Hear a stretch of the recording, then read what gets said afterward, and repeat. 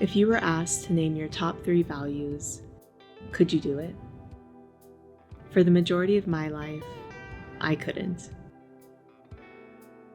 We may spend much of our life learning equations or the names of people in history we may never reference again, but we never get the chance to learn one of the biggest contributors to our life success: values.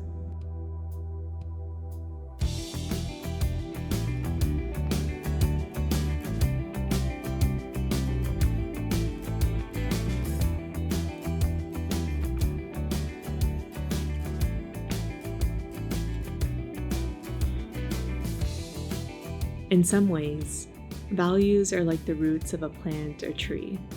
They're hidden, but important and foundational. They keep us grounded and soak up lessons from life. A tree's roots keep it firm against strong winds, and our values keep us steady when things get tough. A lot of people, maybe even yourself, probably already know what their values are. They've just never given them a name. Sometimes all it takes is seeing them laid out in front of us. That's where the ranking exercise comes in.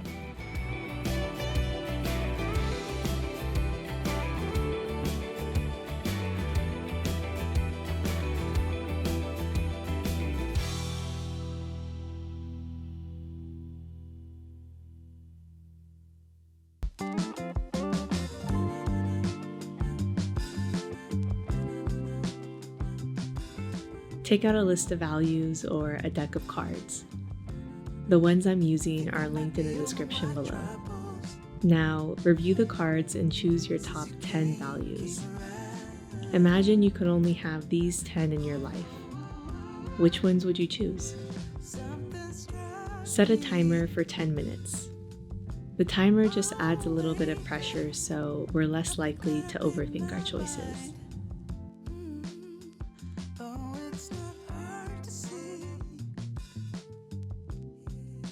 When doing this exercise, I realized how important it is to just trust your gut. Some things you can't really talk through. It's more just like a feeling inside of you. And with an exercise as personal as this, there really are no right or wrong answers. Your values are unique to you.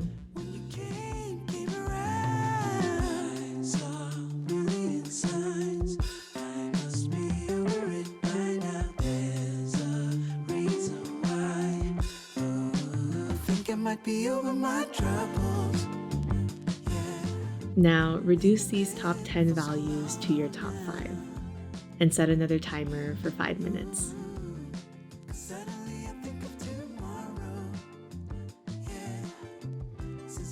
This part was really difficult for me, and the only way I could narrow it down was by thinking about which ones I would hate to live without.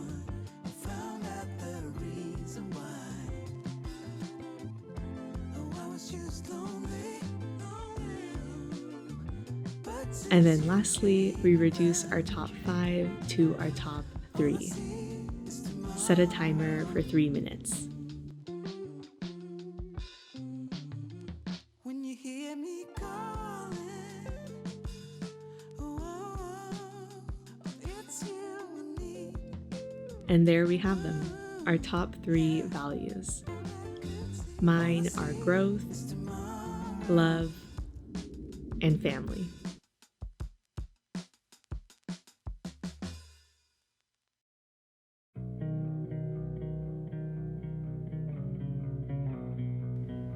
I notice our values most often come into play when we're faced with a decision.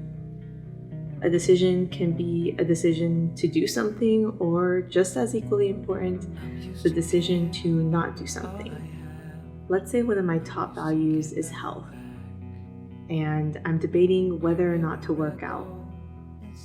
I've already put it off for several days, and reflecting on this would help me realize that working out is actually the right decision that day to stay true to my values. But with you, everything has changed, even though we both stay the same. Would you call me on the midnight train? Will you come over?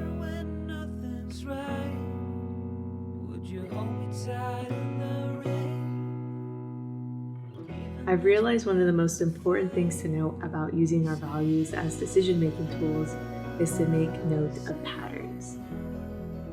If creativity is a top value, deciding to watch a movie instead of work on your project doesn't mean that you don't value creativity.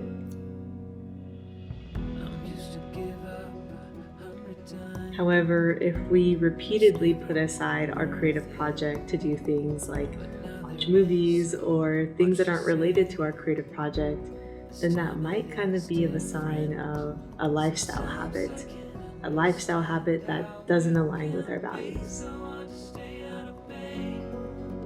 But with you, everything has changed, even though we both stay the same. Would you call me on the midnight train? Would you come over when nothing's right?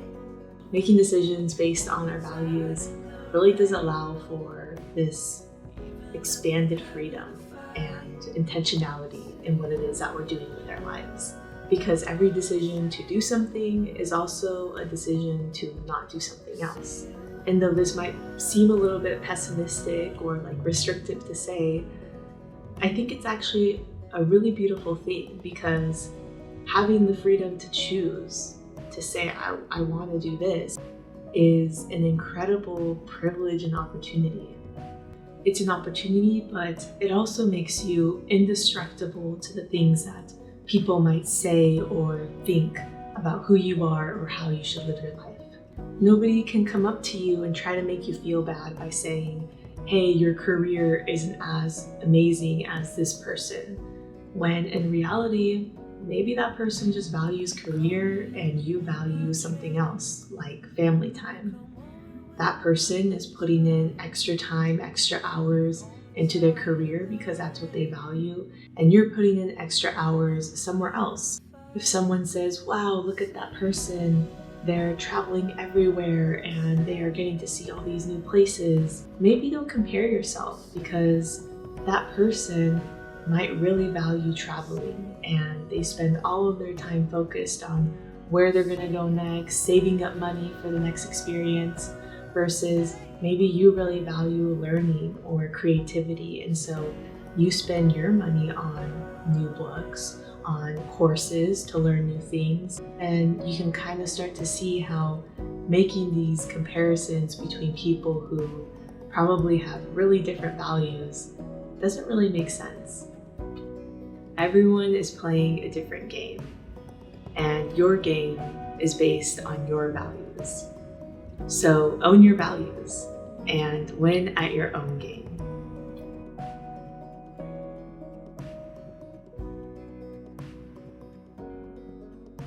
Would you call me on the midnight train? Would you come over when nothing's right? Values influence the big and small, from our everyday decisions to our long-term goals.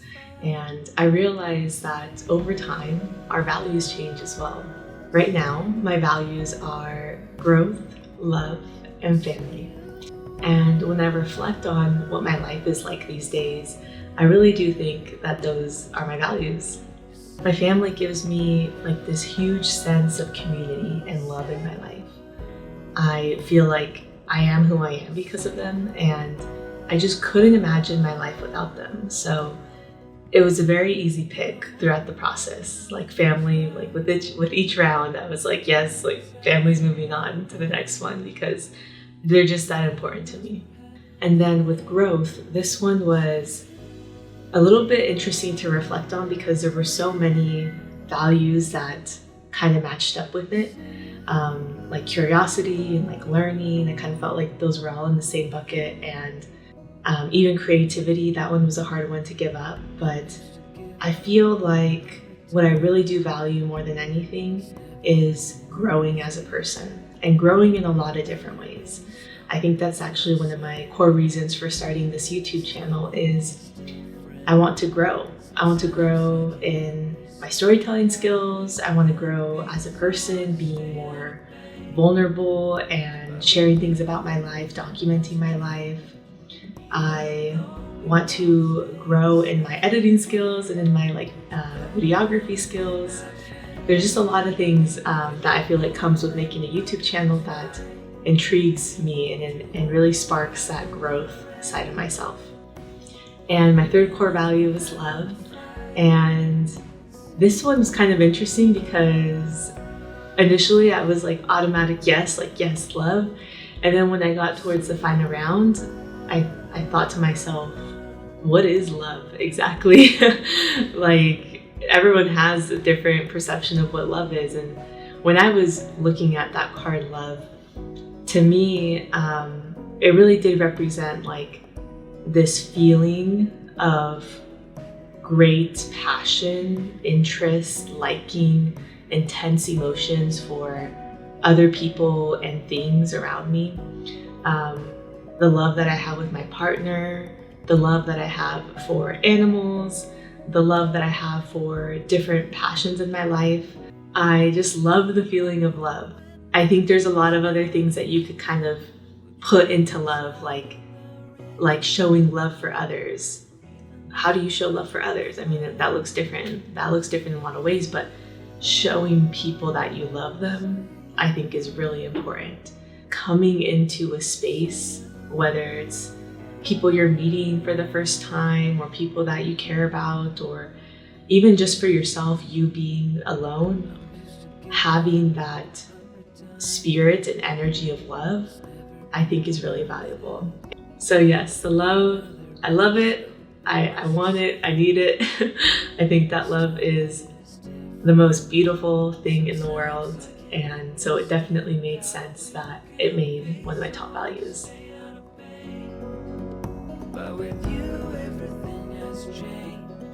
Even though we both stay the same.